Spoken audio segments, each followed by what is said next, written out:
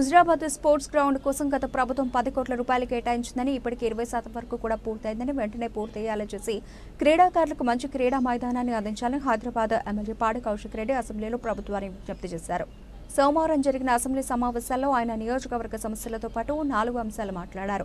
కమలాపూర్ మండలంలో కూడా 1,75,00,000 రూపాయలతో బస్టాండ్ నిర్మాణం జరిగిందని, ₹1,00,00,000 కేటాయిస్తే పూర్తి స్థాయిలో బస్టాండ్ నిర్మాణం అవుతుందన్నారు. అలాగే ఉప్పల్లో 45 కోట్ల రూపాయలతో బ్రిడ్జ్ నిర్మాణం చేపట్టామని, కేంద్ర మంత్రిగా ఉన్న బండి సంజయ్ని 2 సార్లు ఇక్కడ నియోజకవర్గ ప్రజలు ఓట్లు వేసి పార్లమెంటుకు పంపినప్పటికీ రైల్వే బ్రిడ్జ్ కట్టకుండా నిర్లక్ష్యం వహిస్తున్నారని అన్నారు. దీంతో పాటు తెలంగాణ రాష్ట్రం నుండి 2 ఉమెన్ అండర్ 19 క్రికెట్కు ఎంపికయ్యారని, అందులో త్రిషకి రాష్ట్ర ప్రభుత్వం ₹1 కోటి నజరానా అందజేసిందని, అలాగే కృతికి కేవలం 10 లక్షల రూపాయలు మాత్రమే ఇచ్చారని, తనకు కూడా ₹1 కోటి కేటాయించాలని ఆయన విజ్ఞప్తి చేశారు.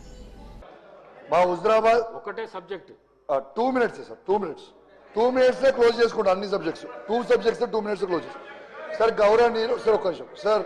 మా హుజరాబాద్ నియోజకవర్గంలో ఓ స్పోర్ట్స్ గ్రౌండ్ ఉంది అధ్యక్ష. దానికి 10 కోట్ల రూపాయలు శాంక్షన్ అయి ఉంది. ఆల్రెడీ 20% వర్క్ అయింది అధ్యక్ష.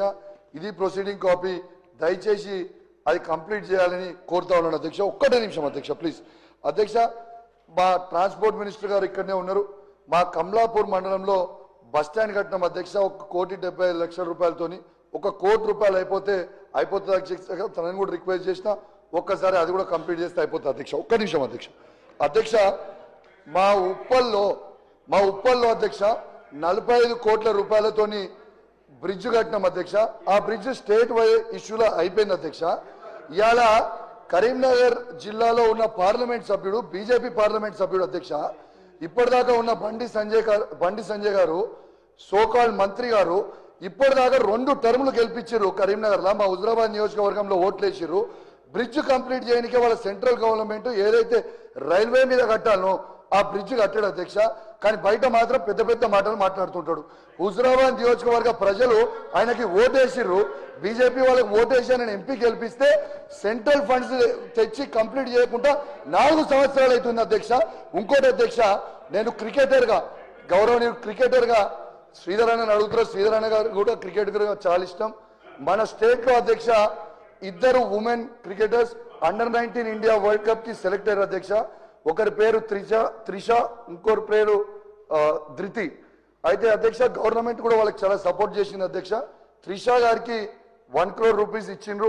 కానీ ధృతికి కేవలం 10 lakhs ఇచ్చారు అధ్యక్ష. కానీ వాళ్ళు ఇద్దరు 15 మెంబర్ల స్క్వాడ్ టీంలో ఉన్నారు. ఇద్దరికి కూడా ₹1 కోటి ఇవ్వాలి అధ్యక్ష. కాబట్టి మీరు త్రిషాకి ఇచ్చిర్రు, ధృతికి కూడా ₹1 కోటి ఇవ్వాలని మిమ్మల్ని కోరుతా ఉన్నాను అధ్యక్ష. ఎందుకంటే మొన్న మనము ఛాంపియన్స్ ట్రోఫీ గెలిచినాం అధ్యక్ష. ఆ ఛాంపియన్స్ ట్రోఫీ గెలిచినప్పుడు ఇండియన్ టీమ్ కి 15 స్క్వాడ్ లో ఉంటే బీసీసీఐ 3 కోట్లు అందరికి ఇచ్చింది, 15 మందికి 45 కోట్లు ఇచ్చింది. సో ఇక్కడ ప్రభుత్వం త్రిషాకి ₹1 కోటి ఇచ్చినప్పుడు ధృతికి 10 lakhs ఇచ్చింది. దయచేసి తనకు కూడా ₹1 కోటి ఇవ్వాలని కోరుకుంటూ ఈ అవకాశం ఇచ్చిన మీకు ధన్యవాదాలు.